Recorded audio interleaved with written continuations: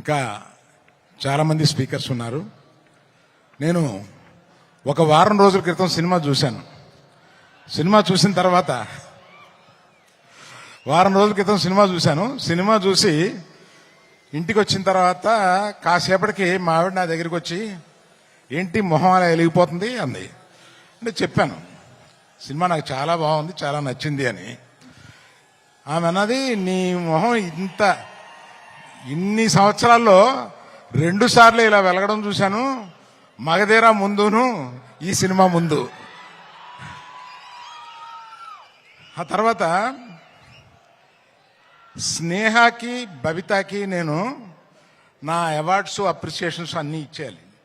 5 సంవత్సరాల పాటు ఈ పాజిటివ్ పిచ్చోళ్ళని ఇద్దరిని అలాగా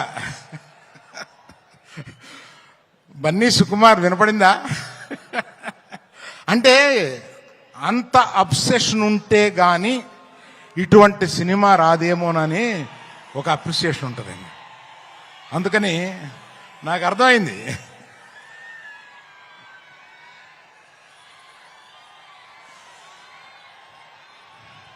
తర్వాత ఈ సినిమాలో మా హీరోయిన్, అంటే మేము గీతా గోవిందంలో పరిచయం చేసిన హీరోయిన్ ఇవాళ ఆ రోజే చూపించేసింది తన టాలెంట్.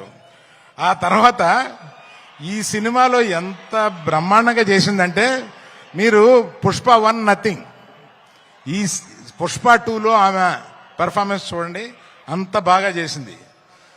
శ్రీలీల వచ్చింది 10 నిమిషాలు 7 నిమిషాలు అయినా కూడా అసలు మామూలుగా లేదు. అది మీరు ఆల్రెడీ కొంత చూశారు.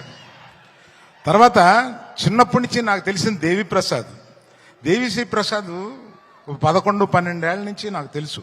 ఆ నాన్నగారు నా స్నేహితుడు. ఆయన ఎక్కడి నుంచో మనల్ని ఈరోజు దీవిస్తున్నాడు. ఆ దేవి ప్రసాద్ ఈరోజు ఇన్ని సంవత్సరాలు